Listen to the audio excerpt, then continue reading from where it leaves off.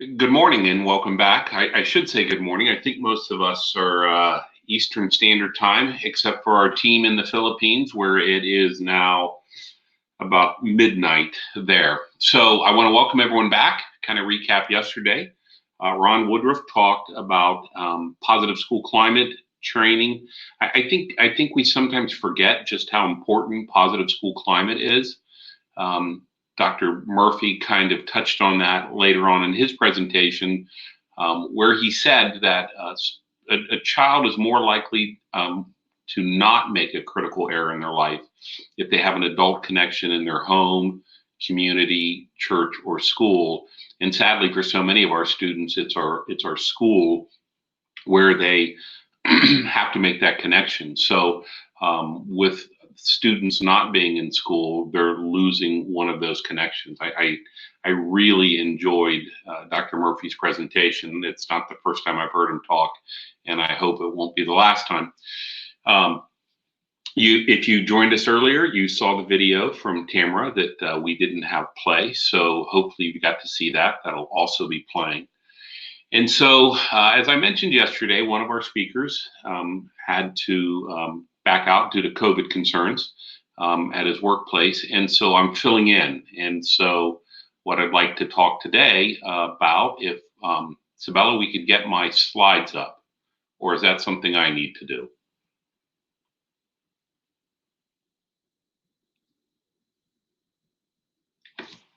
Okay, very good. Thank you very much. Now, this activity that we're going to do today, I'm kind of viewing this as a train the trainer type of activity.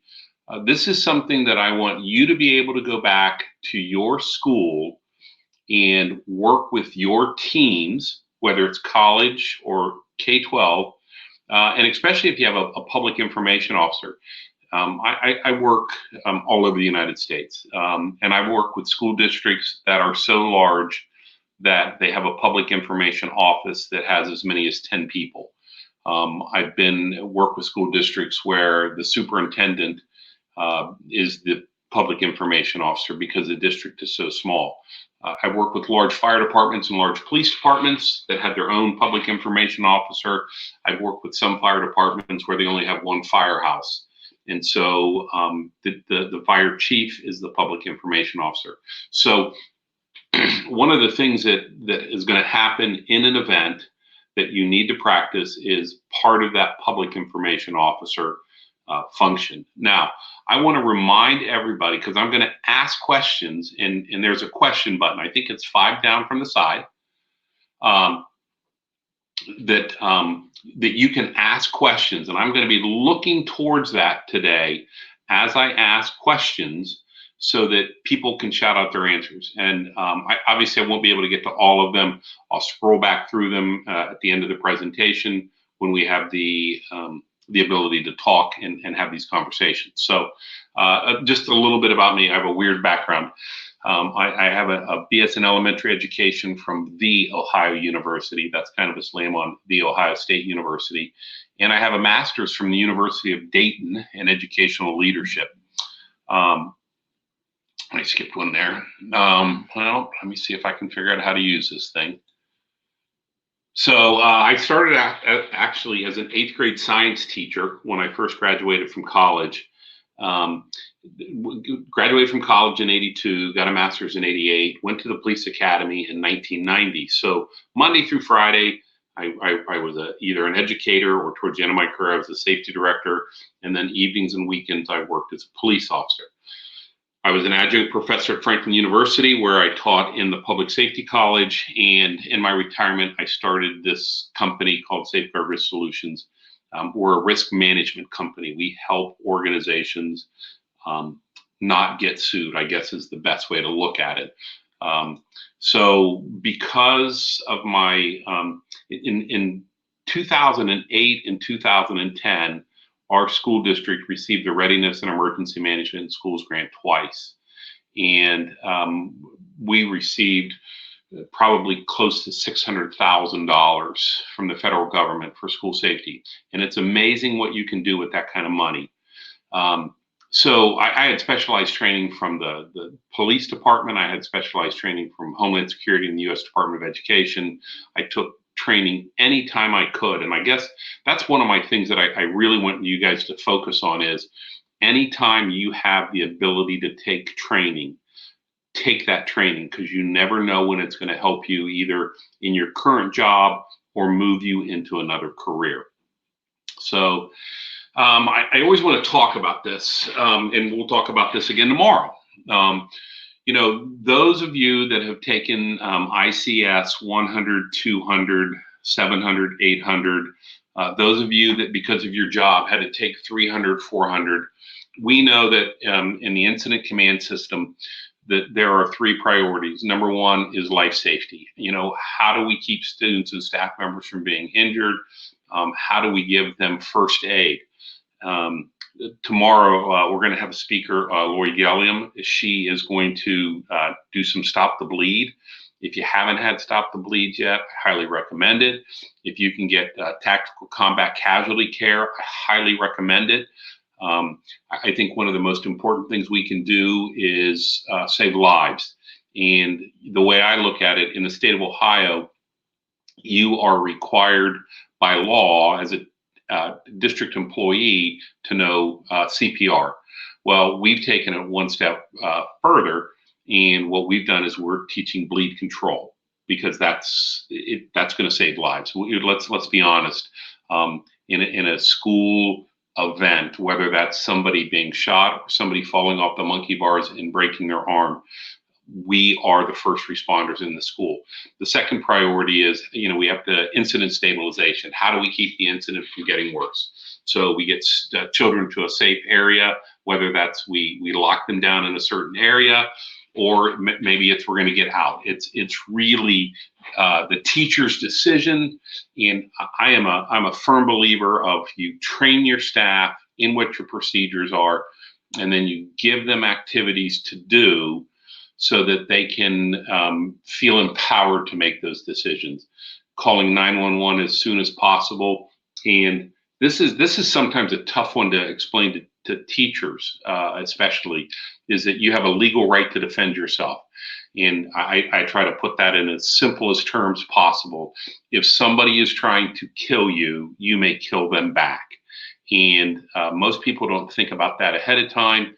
And so that's why we're constantly training whenever we can, so that they understand that concept. So what do we know about school shootings? Folks, if you look at the statistics, schools are safe places to learn and work. And that really hasn't changed. Yes, there have been an increase in incidents at schools. And we'll talk more tomorrow about whether or not that's a school shooting or an active shooter event. But they are safe. We know that there is no profile of a school shooter. Those of you that were in this profession during the Columbine times, people kept saying we should not let kids wear black to school because that's what the Columbine shooters. So any child that's wearing all black must be a possible school shooter. So let's see. Sorry, just got a question. I had to. So there is no profile. The Secret Service Safe School Initiative. I don't know if any of you guys read that after Columbine. Columbine was 1999. Secret Service Safe School Initiative came out in 2001. And basically what it talked about is if we're going to have the opportunity to prevent bad things from happening at our school, threat assessment teams are the best way. And so we must get that taken care of. And those of you that were working after Parkland, every school district, every school in the United States received 2 copies of the updated Secret Service Safe School Initiative update on threat assessment teams. I hear a lot of people say that we've got to stop bullying because bullying is what causes active shooters, and that's not a true statement. If you look at Columbine, I'll keep going back to that because that's really what caused a lot of changes. the shooters themselves were bullies. So the reason I focus on bullying, and I'll go back to what Tim and Ron said yesterday, we need a positive school climate. And if you have students who are being bullied at school, that means you don't have a positive school climate. That means kids aren't going to have a connection to the school because they don't have that connection. We call them grievance collectors, or they're on a pathway to violence or justification, where they're saying that, okay, you did this to me, so therefore I'm allowed to do something bad to you. And when we talk about bullying, we have to remember this. Some of our teachers, some of our staff members are bullies too. And students see the behaviors that teachers engage in, and they mimic that behavior. So we can prevent some of these. Now, I hate to say this sometimes, I am now a consultant. And the thing that I don't like about consultants is there are some that are out there that will say this. It's not a matter of if it will happen in your school. It's a matter of when it will happen in your school. And I think that's just a load of crap. Just because something bad can happen at your school doesn't mean it has to happen. And so in your training, what you should focus more on is how do we prevent these things from happening? Because I don't want to be that school where, we were able to tackle the shooter and save lives. I want to be that school where, because we had things in place, we prevented the bad guy from even coming to school with a firearm to harm anyone. So prevention is more important. So if you got a pen, if you got paper, if you've logged on, and if you look on the left-hand side of your screen, you should see the question mark bubble. That's where you can send me questions and comments or what your thoughts are. But those of you who have done exercises in the past, okay, we start with module scenarios. And what we're trying to do is we're trying to simulate a specific period in time. And so what we have here is our first scenario, okay, our first module. So the first bell's at 8:30. At 8:57, teachers on both floors said that the west side of the building report the sound of gunfire. 3 teachers report they saw a man shoot a woman in the lot of the parking lot and then turn the gun on himself. Some students also witnessed the shooting. Before teachers can intervene, students are using Snapchat to send pictures of the 2 bodies in the parking lot. Hashtag Pray for Galloway Ridge is now trending on Twitter, and the crime scene will be held for at least 3 hours. Now, and if you'll notice, this is really important. If this is the first scenario, the first exercise you've ever done with your staff, don't give them something that will freak them out and cause them to panic. Give them a scenario that is likely. I ask people, and if you want to chime in or not, does this sound like a likely scenario? Is this something that could happen at a school parking lot? And if the answer is yes, then they say, okay, great, we can move forward. If I say, okay, here's our scenario, a jetliner crashes into a 2-story school building, people are going to say that's not very likely to happen. So we want it to be relevant. We want it to be something that can happen. So here are things that I find so frightening, is the fact that the students will be sending pictures of this right away. They'll start doing the Pray for Galloway Ridge on Twitter, and then the news media will be looking for that. And if you looked at some shootings, for example, if you go back to the Chardon High School shooting in Ohio, I think that was around 2009, 2010. I can't remember the exact time, but the kids were sending out, these hashtags on Twitter, and the news media was trying to interview those students while they were still in lockdown in their classroom. So those of you that have kids in middle school and high school, it's never a bad idea when there's ever an event to talk to them about appropriate and inappropriate use of social media. So I'll give you some more scenario. So here's where our school is. Here's West Broad Street. This is north. We'll see I'll give you an exploded view a little bit later on, so you can see how much wider it gets, because we're going to have to set a perimeter. Here's a better shot of the building. So now this is our crime scene, and so this is the kids and the teachers in this window here actually saw where something bad happened. So law enforcement is now on scene, and because it's a crime scene, because we have to interview witnesses, 5 officers on the scene just inside for security. So this could actually happen, and so the next point is, okay, setting up a perimeter. Now, I don't know what your relationship is with your local jurisdictions, but if you don't already have your plans for how do we protect the crime scene, how do we keep parents out, how do we keep the media out, if we look at this, we can see where we're going to need to create choke points around the building to keep both the media and the parents out. And we could spend very easily 3 hours talking about just reunification.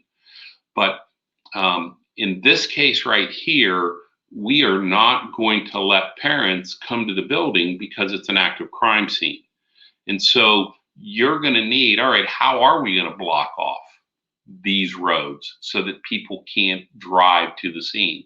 And so in working with your first responders and working with your community stakeholders, you might have municipal dump trucks parked in places so that no one can drive into this perimeter. So pre-planning everything. I'll go back to the incident command system. What's your ICS 201 form going to look like as you start to put this plan together? Now, so here are the key issues, okay? And so everyone needs to be on this exact same page. And again, if you have a public information officer, if you may have that role, you're going to need to start formulating how are we going to communicate with our parents about this information. I'm going to presume that all of you have a mass notification system. I hope you have a mass notification system. I know that if any colleges are listening, because of what happened at Virginia Tech, you have a mass notification system. But the first message the parents receive is going to be the ones they believe the most. And so if you're not ahead of the game and are sending messages to your parents, your students will be texting their parents, and the things that they are texting will not be true. We had an incident one time where a mechanical unit seized up on a building, and it sent smoke inside the building. There was no fire. It was a mechanical unit, seized up, created smoke, came in through the air intake. Building was evacuated. Nobody was hurt. The district did not have a mass notification system. They had what was called an auto dialer. And to use the auto dialer, it would have taken 3 hours to notify every parent on that, to notify every parent in that event that all the kids were safe. Students were actually texting their parents, flames are shooting out of the building and they're not letting us leave. And the parents believed that message because it was the first one. So if you are a PIO, if you work with the PIO, the public information officer, you work with them, it is so important that you already have pre-canned messages ready to send in the event of an emergency. So, all right. So now it's time for our teams to get together. And if you're sitting around with anyone, if you have your notepad out, if you want to start asking me questions, but this is what are the critical steps we're going to take during the first 15 to 30 minutes. Think about this, not in terms of law enforcement or firefighter. I want you to think about this in terms of school personnel. the superintendent, the deputy superintendent, executive directors, public information, whoever it is, it might be you. And it's during this critical time period that the basis of the successfully or unsuccessfully managed incident is established. So we begin the discussion by compiling what are known as the essential elements of information, the EEI. What do we know? What do we think we know? What do we need to know? And so you ask yourselves these questions and you say, okay, what do we know? We know that there's been a shooting, and we know that no staff member, no student has been affected. It looks like it was a random event. What do we think we know? Well, we think we know we're going to be stuck in this for a while. And, what do we need to know? So do we see now how, and I'm going to go back to the incident command system. At the initial moment, and if you know this answer, I want you to hit the question mark button and I want you to type in the answer. At this exact moment, when it is people in the building know that there is a shooting outside the building involving two people, who is in charge? And let's see if anybody put something in. If we were doing this as a live face-to-face, I'd be saying something like, anybody, Bueller. Okay, someone popped in and said police. Okay, great answer. What is the response time for police in your jurisdiction? Is it 2 minutes? Is it 3 minutes? Is it 5 minutes? So let's say that it's 5 minutes, and you're pretty lucky if you got 5 minutes. There we go. Principal is in charge of the school. Great. So initially, I'm getting some great answers. Way to go, folks. Thank you for waking up. I know this is a tough one when you have to sit at your desk. But yeah, so here it is. The building administrator, generally the principal, is the incident commander during this first 15 to 30 minutes because law enforcement, fire may not be on the scene. And I'm going to tell you that when you're training your staff in the incident command system, do not leave out your custodians, your secretaries, your cooks, your librarians, whoever.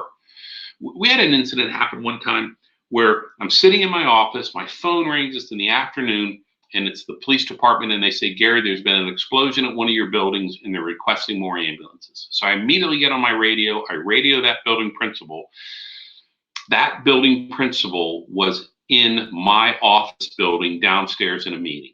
And in this district, in our district, there were no assistant principals in an elementary school. There was no counselor. Kids could only be sick on Thursday because that's the only day that the nurse was there. In that explosion, it took out the electrical power. It took out the fire alarm. The secretary was the incident commander. She grabbed the bullhorn and evacuated the building. So anybody can be an incident commander. So police will arrive first, and they'll start. They'll immediately go to the scene and make sure the school's safe, and that's their job. And then we'll talk more about this later tomorrow. But if you guys are using Rescue Task Force, fire department will stage until they know it's safe, and then now everyone knows it's safe. Now we have police, fire have moved in. They're all on scene, and now we move into what's called unified command. And in unified command, what principals sometimes have to remember is they can no longer make a decision based on themselves. Everything has to go through unified command. Had an incident one time where fumes filled a building. We had 13 kids go to the hospital. We moved the kids to an outbuilding, and the scene was not secure. And without going through the incident command system, the building principal sent a message to all the parents that said, hey, you can come and pick up your kids now. Well, when the fire chief found out, he said, wait, we don't know if this is still a hazmat situation. No one else is allowed on the property. And so we had to call in more deputies to block the driveway to the school. And then we had to divert everyone to a shopping center. And I'm telling you, we had a lot of angry parents because the principal didn't go through unified command. So here are some questions that are going to be asked, okay? And these are just suggestions. Who would a public information be identified at this point? Who would be it? How would this be decided? Now, this goes back to working with your first responders, because if you have a very small fire department and the district has a public information officer, I've seen where the fire department has asked the public information officer from the school speak to the entire event, because the chief or lieutenant that was on the scene didn't feel confident enough to have that conversation with the media. So this is where, working together ahead of time. There's the old saying that the superintendent and the police chief or fire chief should not be exchanging business cards for the first time on the day of an event. And we did an exercise with the community.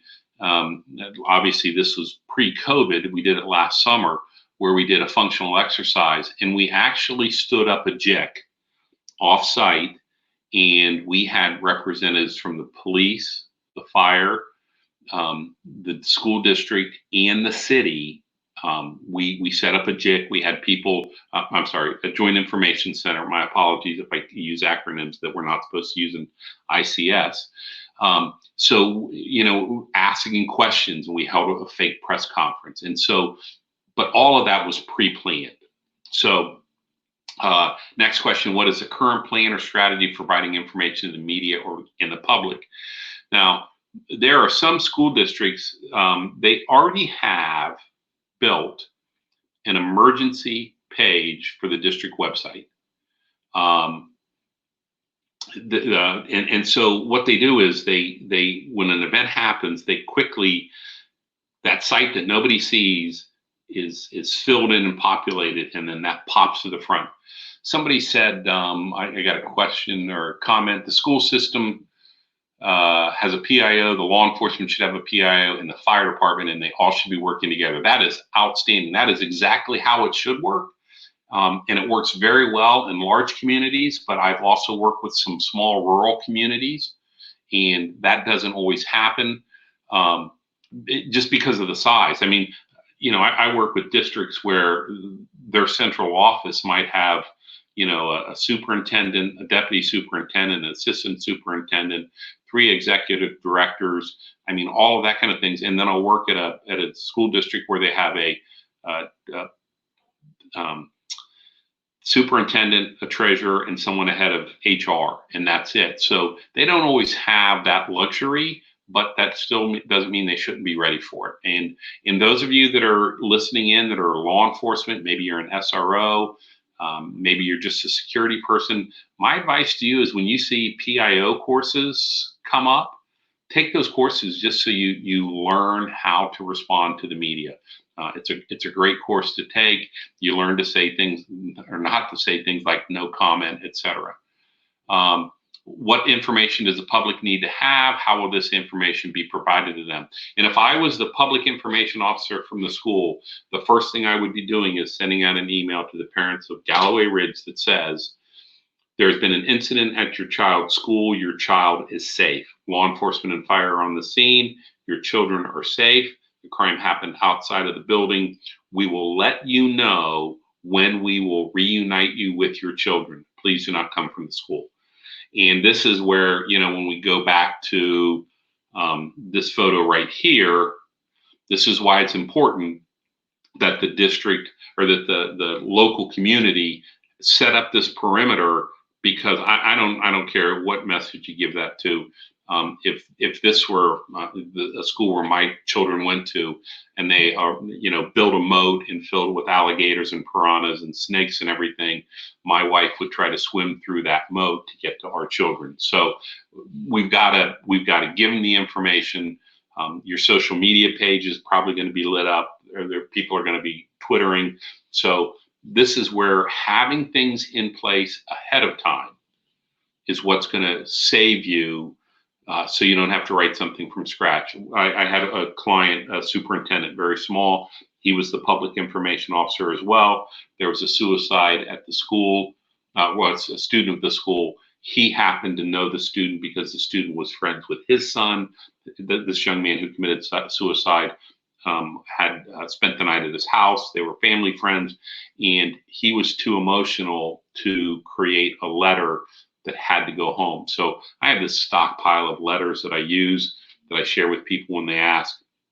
And so I sent him this, and then instead of him having to create text from start, all he had to do was fill in that information ahead of time. So again, this is a little bit geared more towards public information officers, but you as school resource people are obviously going to be part of this as well. And so this being prepared ahead of time is going to be huge. All right. So here we go. Now it's we start. So we've let me back up. I apologize. So what happens is this is a great thing where if you're doing this, you actually have people, okay, answer these questions, and people share their answers. And so if you're doing this exercise and you're lucky enough to be doing it with police, fire, and school personnel, the police will give their point of view answering these questions. The fire department will do the same, and then the school will do the same. And then they'll start asking each other questions like, well, why do you do it this way? Or how do you do it this way? And where would we if we decided to set up the Joint Information Center, the JIC, where would we set that up? And I'll throw that out as a question. In this situation, where do you think you should set up the Joint Information Center? Should you set it up at the scene or away from the scene? And I'll just see what people pop up real quick. Very good. First one, off-site. Yeah. Why don't we want the media there? Why don't we want the media on scene? Well, first of all, they might videotape students, which could be a FERPA violation. We'll talk about that later on today. Second of all, we just don't want them in our crime scene. So with the schools that I work with, we've established where the JIC will be. And in most cases, it's either going to be at the municipal building or it's going to be at the school district central office. We want to keep the media as far away from our students as possible. Yeah, someone away from the scene keeps media from interviewing students and parents at the scene. Absolutely. But do you see how, and these people that jumped in with the answers right away, that was phenomenal because they've already pre-planned this. When I was in the academy, from day one, it's what if. And we need to, as educators, as first responders, we need to be thinking about these what if situations. So then once we've done that, now we're going to introduce module 2 scenario, and here's the time. And I realize there are artificialities. I've had my fair share of death investigations, and I know that we're not going to have the bodies removed this quickly. But sometimes we put artificialities in just so that we don't get bogged down in some of the sillier details. I'll never forget. I had a college one time contact me. They were going to do their first exercise ever. They had never, their C-suite, their administrators had never even taken IS 100. And they wanted their first tabletop exercise to be where a student who was kicked off the basketball team went to the basketball game, shot and killed a bunch of people in the basketball game, and then went to a dorm, shot and killed people in the dorm, and then took hostages. And that would have been the first exercise they ever did. And I said, no way, they're going to fail, and they'll never want to do another exercise. So we really toned back the exercise, and so that the student was angry with the teacher because he got a failing grade and was kicked off the basketball team. He went into the teacher's classroom when there was a class. He fired one shot into the ceiling. Nobody was injured. Nobody was killed. And then went out on the parking lot and committed suicide. That made it easier for them to be successful. So if your school, if your district, if your university has never had an exercise is to test our plan and to test the training of our plan. Don't set up something where they're going to fail. So we already talked about you're in unified command, and students are going to be moved to another building where reunification is going to take place. Again, I could talk for hours on reunification, and some of my districts have some phenomenal reunification plans. If you haven't already the I Love You Guys Foundation. Emily Keys, who was Black Canyon, Colorado, who was shot and killed by a bad guy. The last message she sent to her parents, it was a text message. It was I Love You Guys. They started the I Love You Guys Foundation. They have a really good starting point for reunification, so you don't have to reinvent the wheel. The one thing that I'm glad they finally changed when they first started. They actually had the reunification taking place on the side of the event, and that just doesn't happen. What we've done with some of our larger school districts that have multiple high schools, we take the biggest high school with the best parking lot, and because it's high school, we can send those kids home early because they can take care of themselves, and that's where reunification is going to be. And so you can contact me. You'll have my contact information. You can contact me and ask me more questions about that. And I can share some stuff with you on that.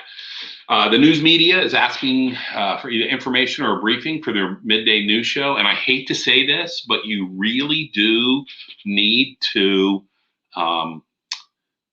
be cognizant of deadlines for the media. The media is, and gosh, this is going to sound horrible. The media is never your friend. The media wants information so that they can sell commercials. The media can be our friend because the media can help us distribute information through another channel. So we've sent home text messages, we've sent home mass emails, we've used our social media sites, we've used our district website. Now let's get the media involved. So if you know that they go on air at noon, then you want to make sure that they have information that they can use, especially if you are going to relay information about where children can be picked up. And I don't know if any of your school districts, if there's the school, parents create their own page regarding the district where their child goes to, and so they'll go to that page and just have so much misinformation. I got a question that says, do you feel that social media platforms are a more important way to get information out than traditional media? I think that's a great question, Jacob. What I want to say is that your district needs to have a mass notification system. And I know they can be expensive. They can be as expensive as $1.25 per student and higher. But if you have a district, like one of my districts, they have 60 different languages spoken in that district. And that way, these companies can put that message out in different languages. So for me, the best way to send messages to parents today is through text messaging and emails, and because both of those are going to go to their phone or their work or wherever. Social media is great, but remember, when you post something on Facebook or on your Twitter or on your website, anybody can see that information, and that's okay. But now we've got people that are just kind of hanging on and showing up that really have no business being there, but they got the information too because it went out through social media instead of directly contacting the parents. So great question. Thank you very much. So now as we move into scenario number 2, we still have the same EEIs. What do we know? What do we think we know? What do we need to know? And so we begin to develop these questions or answers to these questions, because they then, for example, what do we need to know? We need to know how many buses we're going to need. Where are we going to get our drivers from? I mean, if this happened, the time that I picked, one of the reasons I picked this time was because we knew that bus drivers would have already been done with their routes and on their way home. Well, now we've got to recall them. And how do we recall them? Do we have a mass notification system that also includes our employees? How are we going to shut down the school? That, there are just so many things that go into this. And I just, my buddy always told me, God looks out for fools and small children.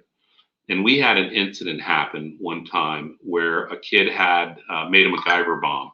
and that MacGyver bomb, he set it off at school.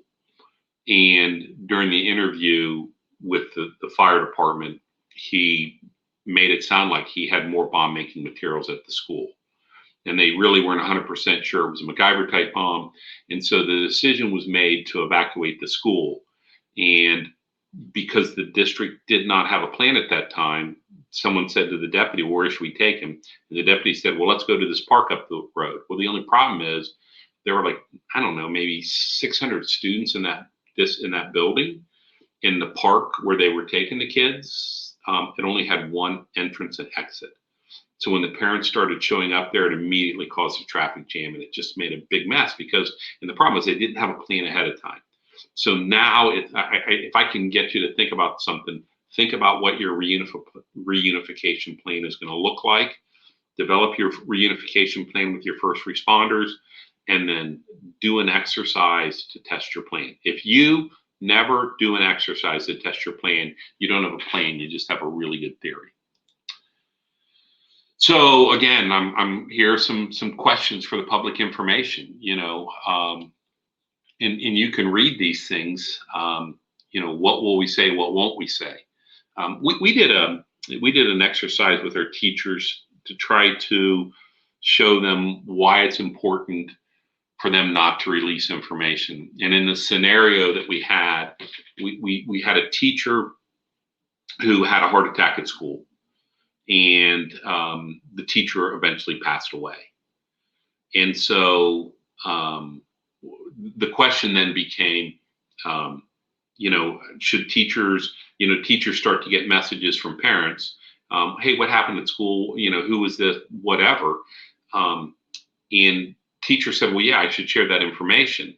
And one of the things that, if you ever notice when there's a tragedy in the military, we had the helicopter crash in Egypt, and they said, we're not going to release the names until all the next of kin have been notified. Because the last thing you want someone to do is find out through an informal channel that something happened. I got a question here. Okay, so the school bus company should handle the recall of buses and drivers. If you cannot get enough school buses, what is wrong with getting mass transit? So hold on, there's more to that question. I got to click on it. Okay, so great point. Great point. Here's the problem, at least in the state of Ohio. So in the state of Ohio, a school district cannot enter into an MOU, a memorandum of understanding, with public transportation. It's just not allowed, and I don't know why. I think because the government's a sovereignty and the school is not. So what happens is you then work with your county or state emergency management, because your EMA, like for example, I live in Franklin County, Ohio. Franklin County EMA, they can enter into an agreement with the Central Ohio Transit Authority, COTA. So if we needed additional buses, then we would contact the EMA. The EMA would then get that in place. But some school districts, and I don't know what the breakdown is. Some of my clients, they run their own transportation department, and others contract that to another a vendor who provides buses and transportation and mechanics. So, but again, do you see the importance of pre-planning this in advance? You don't want to be thinking, oh my God, how do we get buses? And then I've worked in some counties in Ohio, there isn't a public transit system. So now what do you do? So having those in place ahead of time. Here's an interesting thing. So in our situation where we had the fumes and we had to reroute the parents and all of that, we already had buses that were staged. And so when we wanted to give a message to the parents, we didn't want the media involved. So we brought over a bus that was large enough to handle the parents that were there. And then we had the deputy superintendent get on the bus. The media wanted to get on the bus, and I was able to say to them, I'm sorry, but you're not allowed on district property. Could it be because of different safety standards for school buses compared to public transit? I don't know what the reason is. I've had some, there was an issue one time where the Ohio University wanted to, or the Ohio State University wanted to enter into special duty contracts with agencies outside of Columbus, and that wasn't allowed because there's just sometimes rules you can't. I don't think it's because of safety. I think it's just because they're not allowed to do that by law. And so, again, you want to have your emergency management involved in your reunification plans anyways. So make sure that when you're doing your plans that you involve all your stakeholders, because that's just so important. I can't stress that enough. You guys have been doing this long enough. You know that. You can't say, we're going to we're going to plan this and we're not going to involve first responders. Just like you can't have first responders come in and say, this is what you're going to do. Schools are experts at educating children and helping them grow emotionally, socially, educationally. Law enforcement, fire department, we are experts at responding to emergencies. And I can tell you as a police officer, sometimes the problem for me is they give us a hammer, so every problem we see is a nail. And really, that's not what you can do in a school. So that's why that collaborative approach is so important. So I've left this slide up. I haven't read anything on this slide. I'm going to presume you guys have already read this slide. Unless somebody gives me a question about this slide, I'm going to keep moving. So I'll wait, and I'm not seeing any. So as soon as I change slides, then someone's going to ask a question, because that's the way it works. So hot wash. This is an important part of any exercise. What are the top 3 strengths and what are the top 3 areas of improvement? So here's what I want to,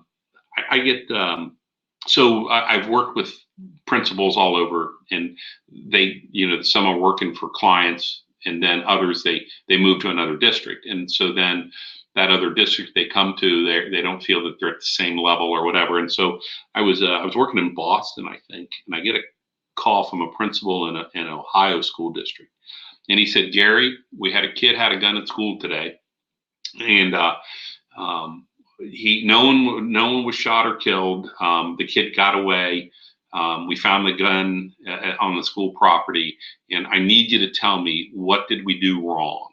And I said, oh, let me ask you a couple questions. I said, was anybody killed or injured? He said, nope. And I said, well, did everyone go home at the end of the day? He said, yeah. I said, guess what? You didn't do anything wrong. So let's talk about all the things that you did right.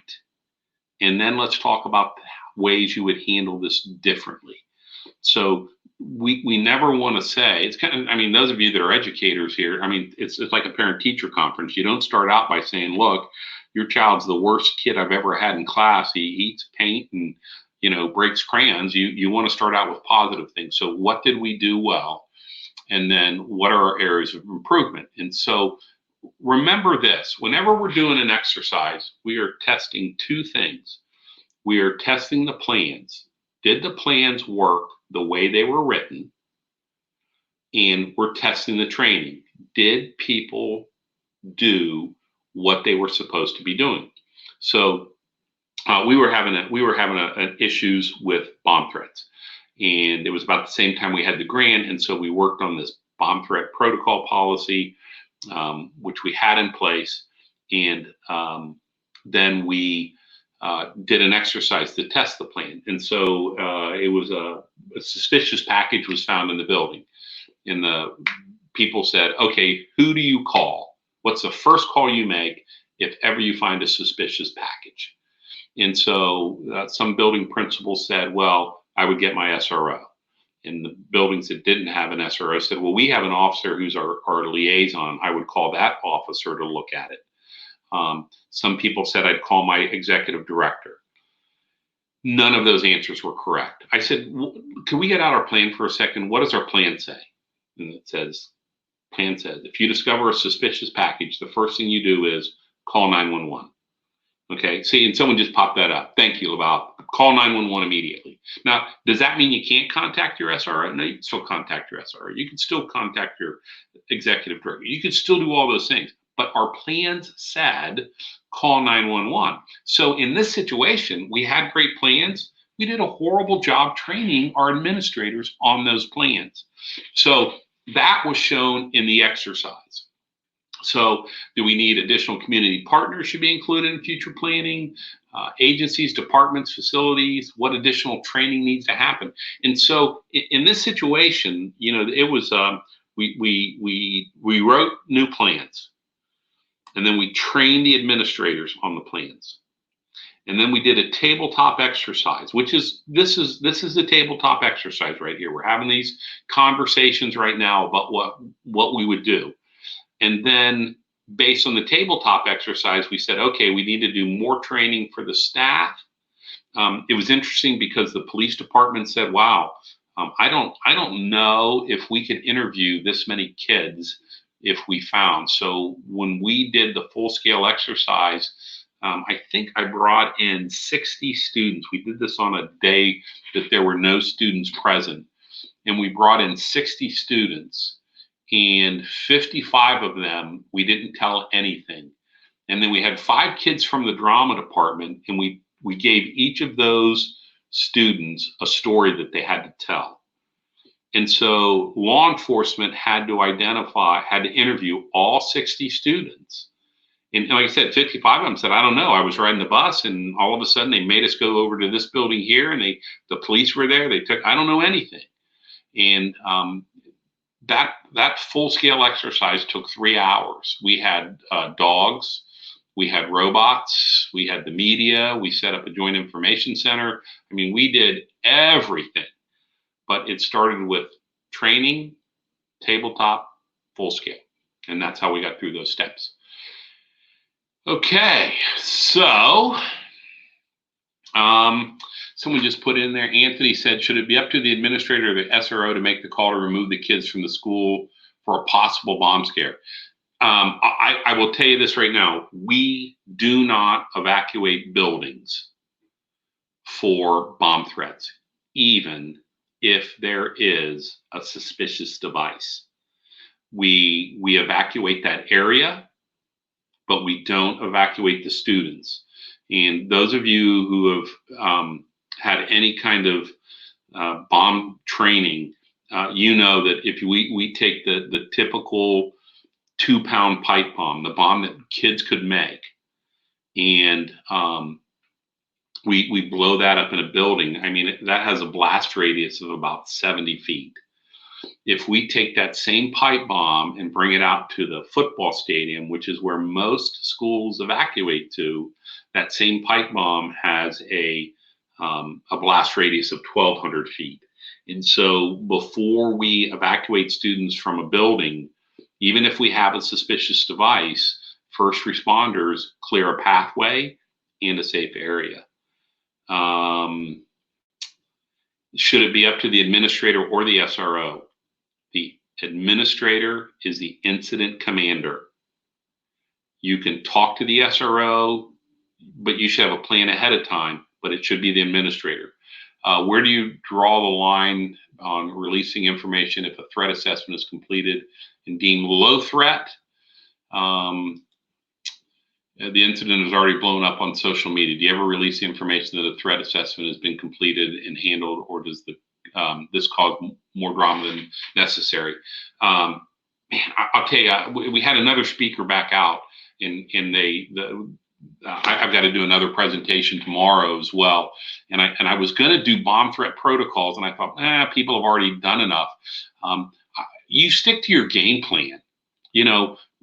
When so let's say that, and I kind of like how you use it's blown up on social media. I'm not sure if you really intended to use that pun, but I appreciate that, Jason. So I don't care what social media says, so there's a bomb threat comes in. And those of you, I don't know if any of you have taken any kind of bomb training at all, but one of the things they train us is callers never bomb, bombers never call. Okay. And those of you that, I've been in education since 1982. I can remember when people made calls from a payphone and they would call in a bomb threat. And really what they were just trying to do is they got their jollies, and they would drive to the school so they could watch everyone evacuate. That's how they got excited. So let's pretend that you find a suspicious package in your building or around your building.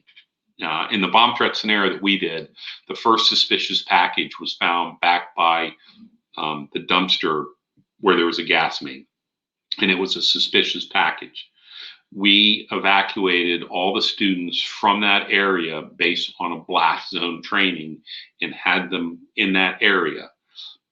Then, working with police and fire in unified command, where are we going to move these students? And we picked a campus that had at the time 3 buildings.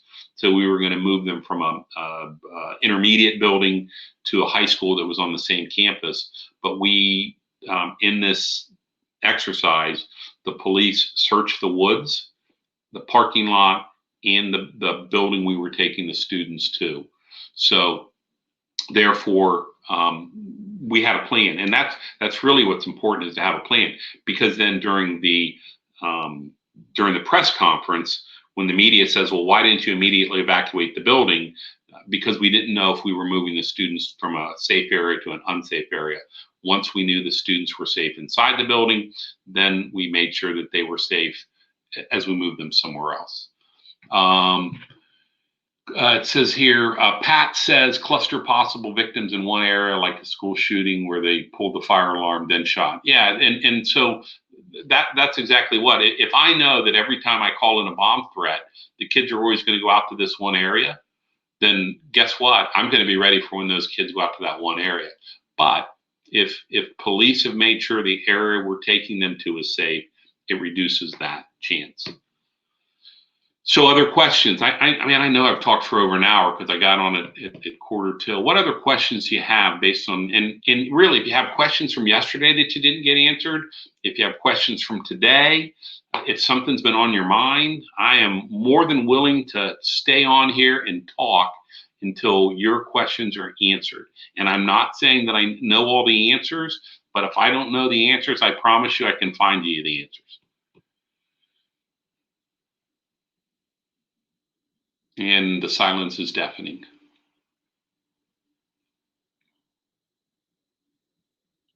All right. My contact information is up on the screen. And you'll see it a couple more times because I'm going to do the FERPA presentation this afternoon. And we're going to do another presentation that I hope is going to be interactive. Sabella is going to send you a form that you'll be able to print out and work with me, because it's another exercise tomorrow that I want you to do with the school. But here's the thing. So I'll tell this story and then I'll let everybody go. So when I first got my job as a safety director for a district, the union president said to me, now that you're in this position, you have to make our buildings safe. And I said, well, are they unsafe now? And he said, yep, they're unsafe and it's your job to fix it. And I said, well, how are they unsafe? And he said, that's not my problem. That's your job to figure out. So I said, okay. And I mean, I had a lot of training. You saw what my background was at the beginning. And I said, I mean, I didn't know what to do. So I don't know if any of you guys have ever heard of Mike Dorn of Safe Havens International. Mike Dorn is a rock star when it comes to school safety. And so I had read some of his stuff and I had seen some of his videos, and I thought, you know what, I'm going to call his company and see if maybe his secretary could help me. So this was back in 2008. So I looked up Safe Havens International. I called them and Mike answered the phone. And I said, I explained to him who I was, what my issue was, and I asked, is there any way you can help me? And the first words out of his mouth were, sure, this is an easy one. He says, if you want to know if your school is unsafe or not, he said, go down to your HR department and ask them to pull the workers' comp claims and see how staff members are being injured. If you've got injuries that are due to slip, trips, and falls, you have a training issue. But if you have teachers that are being injured because they're breaking up fights or there's assaults, etc., you have a safety issue. And I said, wow, that really makes a lot of sense. Thank you. How can I ever help you? He said, oh, don't worry about it. He said, if you ever need help, just give me a call or shoot me an email and I'll tell you what you need to know. He never charged me. He and I have since, been in contact a lot of times. But I always said to myself, if I ever start my own business, I'm going to do the exact same thing that Mike Dorn did. So you have my email, you have my phone number. You're going to get this slide here. If you ever have any questions, if I'm busy, unfortunately my phone rang during this, I don't answer it. Leave a message. I'll call you back. I answer all emails. I did get another question What are your thoughts for smaller agency city units like street department, park department, and volunteer fire department that have radio and transportation capabilities to assist with crowd and traffic control? Absolutely. Pat, that's what you're going to need to use. I mean, you may have the township road department bring a backhoe and use that backhoe to block the road, but when fire and police come in, they can move to let them in and out. You know, the thing about reunification is, and this is something that we talk about with law enforcement all the time. If you've ever watched a mass event, like what was the shooting at the airport down in Florida? I think 1,200 officers responded. Well, try to imagine if you were the last guy there that parked your cruiser, how far you'd have to run to get to the terminal, and then how far to get back. And now try to imagine if there were injuries inside and we couldn't get ambulances in or ambulances out. That's why you need to be able to set that perimeter up so that you can get first responders. So you can use any department you want if all they're doing is blocking the street. So great question, Pat. I'm looking at our schedule. I am done 13 minutes early. I apologize. We're going to have at 1 o'clock when we come back, Brian Tulin, he's going to talk about how technology is being used to keep districts safe. And then at 1:35, we're going to go right from there. I'm going to talk about FERPA, the Federal or the Family Educational Rights and Privacy Act. And at the very end, at 3:15, we're going to have Scott Brown. He's a campus public safety officer at the Central Oregon Community College, talk to us about the all hazards approach. And we covered a bit of that the other day, yesterday. And so we'll cover that more today. So if there are no more questions, I will see you guys back here this afternoon at 1 o'clock. Have a great lunch. And those of you that can't come on, remember we're recording these, but we will talk to you later. Have a great day.